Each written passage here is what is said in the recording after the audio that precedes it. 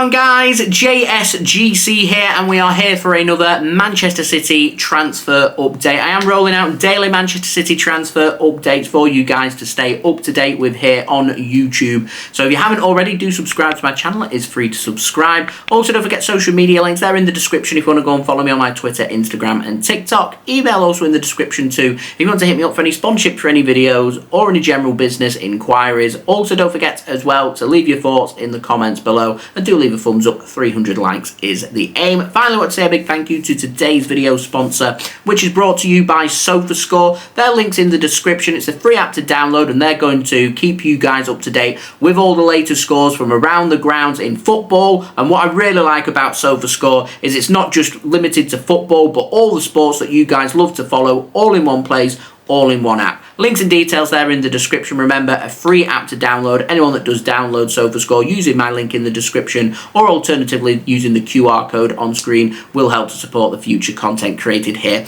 on my channel. So we're going to crack on with this video. We've only got one story to speak about. It is pretty quiet out there, and I'm expecting it to be a pretty quiet weekend as well, with the European Championships getting underway, football returning on the international stage. So I suspect that news may be a little bit slow at the weekends. It is quite common to happen actually in summer transfer windows. So if my videos end up not being daily over the next couple of weeks, particularly towards the weekend, then I do apologise. That'll be the reason. It's just not enough news for me to speak about. And even so with this video as well, I've only got one story to speak about, but it's very interesting, and I'm going to be able to get a video out from it, and that's speaking about the future of Mateo Kovacic. Only joined Manchester City last summer for £25 million from Chelsea. Bargain, brilliant player, great squad player, provides competitive competition across Manchester City's central midfield, pretty versatile, can play anywhere across that midfield as well, and I think he's a brilliant option for Man City to do everything they can to try and keep hold of him. Now, there have been rumours about him being linked with a move to Saudi Arabia. That has gone pretty quiet, not really heard too much about that. Alternatively, actually, Mateus Nunes is the player that's been getting linked more with Saudi Arabia over the last week or so rather than Kovacic, but what's been reported out there by Sports Witness is that Turkey, Galatasaray in particular, are eyeing a move for Mateo Kovacic, and apparently they're preparing and crunching numbers to put a proposal forward to Manchester City. They're happy to sit down and talk with City and negotiate a deal for Kovacic. So Manchester City, firstly, could sanction a sale for Kovacic. So first question out to you guys is, if Kovacic is to be sold, considering we signed him for £25 million last summer when he was 29 years old, he's now 30 years old, how much would you sell him for? And also, I feel, and this is the real meat of the video, I've got a feeling that if we're going to see a surprise transfer that's really going to set in motion Manchester City's transfer window, almost acting as a domino effect.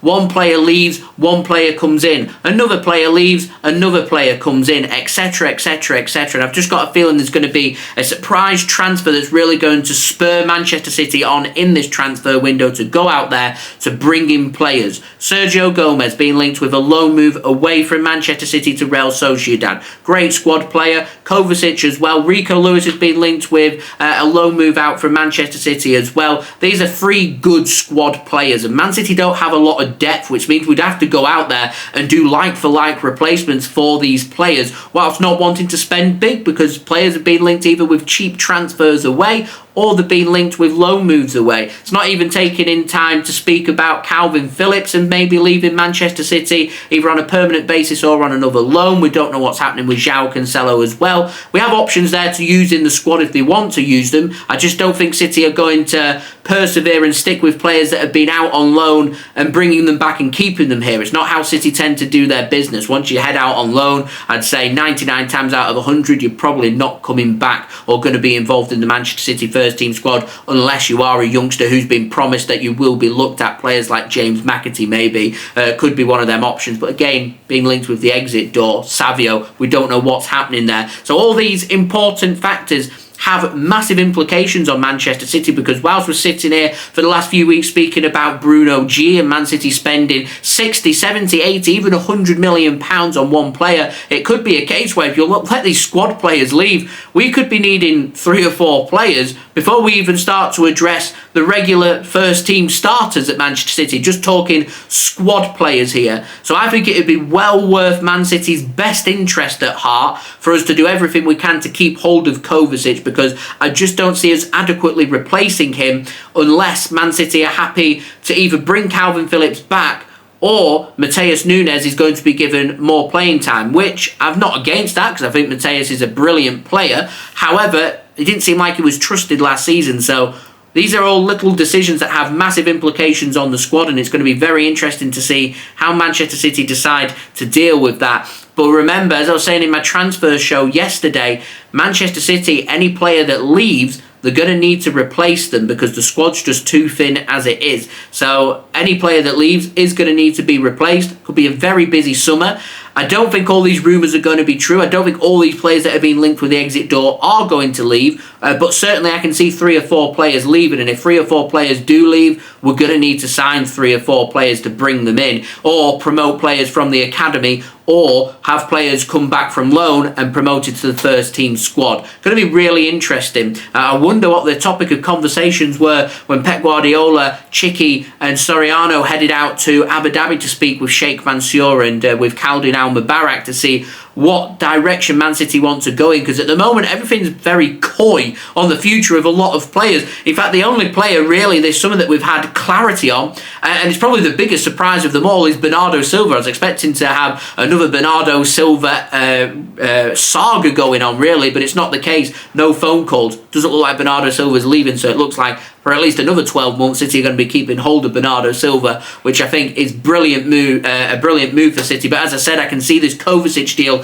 having a big knock-on effect. Do City want to make a move for Bruno G? Maybe we can't make a move until Kovacic does leave. If Kovacic does leave, does City want to go out there and bring in a more creative player like Dani Olmo that they've been getting linked with, or do they want to go more with a defensive player, Joshua Kimmich, for example? Massive implications, massive questions being asked of Manchester City. Very exciting in the transfer window. Borderline concerning for some of you guys. Let me know your thoughts, guys, in the comments below. Very interesting. Kovacic, how much do you sell him for? Who do you replace him with? What do we do? Let me know in the comments below. Also, don't forget as well to leave a thumbs up. 300 likes is the aim. Do subscribe if you're new around here. Press that red button, press the bell, and put your push notifications on. Social media links, they're in the description if you want to go and follow me on my Twitter, Instagram, and TikTok. Email also in the description too if you want to hit me up for any sponsorships for any videos or any general business inquiries. Also, don't forget to go and check out today's video sponsor, which is brought to you by Sofascore.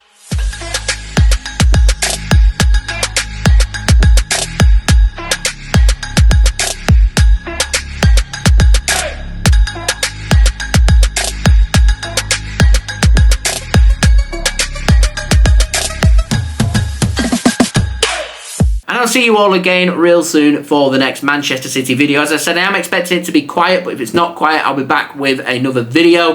YouTube Shorts could be getting utilised here if there isn't enough for me to speak about when it comes to a video, but enough time for me to speak about in a very quick YouTube Shorts segment. So keep an eye on that if there are any more developments over this weekend and over the next few days, and I'd probably say over the next couple of weeks being the case as well. Very interesting, uncertain, exciting. As I said, what are your thoughts? Get them in the comments below, and I'll see you all real soon. So I've been JSGC. Have a great weekend, everybody. Peace.